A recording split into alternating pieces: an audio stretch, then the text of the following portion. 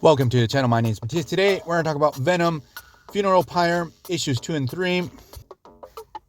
So here we have a miniseries that in the first issue that we already covered, we had Venom crossing paths with the Punisher. They have a brief battle. Now in the next two issues that we're going to cover today, we have both characters begrudgingly having to team up. Very common in these miniseries. That many times they were shameless cash grabs because their stories weren't the best. And this is the case here, but at least we have some really quirky 90s tropes here. So the main premise of the story is that we had this reporter. His name is not important. The thing is that he was like an old associate of Eddie Brock. He knew he was Venom and he was operating out of San Francisco. So what he was trying to do is that he was trying to infiltrate this gang because their main base of operations was this derelict building. And this guy was trying to get into that building, so he posed as a gangster because in the basement of said... And this reporter, who wasn't really trying to do a story on this gang, he was trying to get into this building because in the basement, his father used to have a lab. He used to work for Hydra. It seems that he wants to do a story on that. The thing is that while he's in the gang, he's being forced to do really terrible things. That's why he needs Venom to get him out.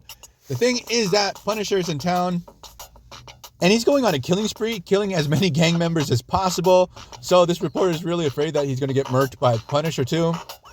So this leads to the first confrontation between Venom and the Punisher, where in the first round, Venom is able to take him down.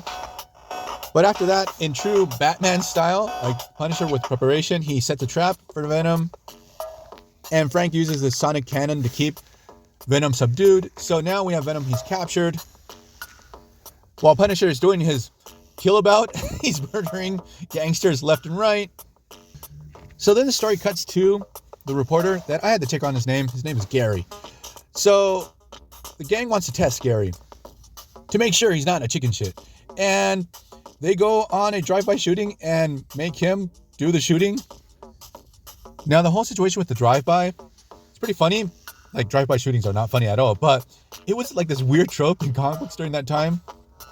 This would happen way too often in comic books for street level characters. Like even in Avengers Solo, I can't remember the issue, there's a drive-by that leads to Hawkeye going to war with a gang too. There's like this weird obsession with gangs in the 90s in comic books and their terrible activities. And they would always show gang members as murderous psychopaths going on killing sprees. So that aside, so what happens is Venom is able to break free. He tries to find Gary.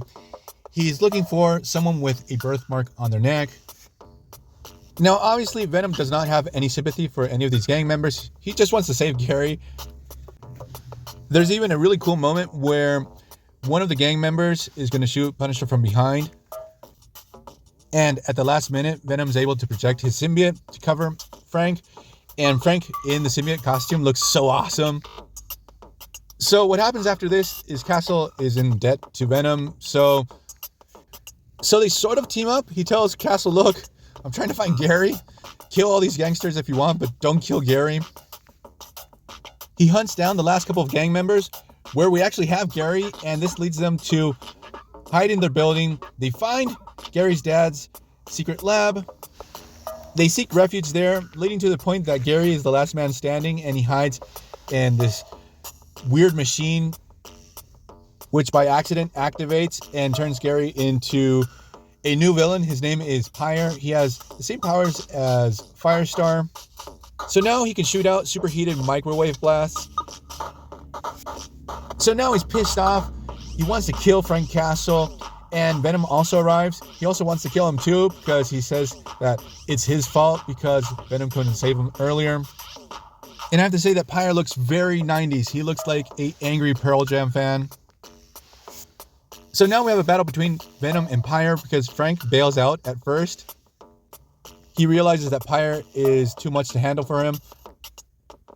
So what happens, he goes to his battle van and he hatches up a plan with Microchip. And also Pyre's powers do a number on Venom. He's having also a hard time with him.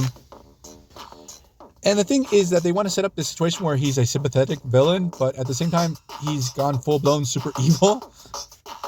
and super edgelord. Like there's a moment where he gets buried under some debris and Venom is going to try to save him. And Venom tells him, look, if I get you out of there, you're not going to attack me. And Pyre's like, I can't promise you anything. I'll make you burn and beg for your life. And Venom's like, okay, I'm not going to save you. So what happens is the whole lab just caves in. Pyre seemingly dies. This whole situation actually is Punisher's fault. He used that same psionic cannon to subdue Venom to bring down the whole building. At the end of the story, we have Venom and Punisher interacting, really establishing that they hate each other. And in the last panel, we have Pyre, who seemingly has survived, but obviously we're never going to see this guy again.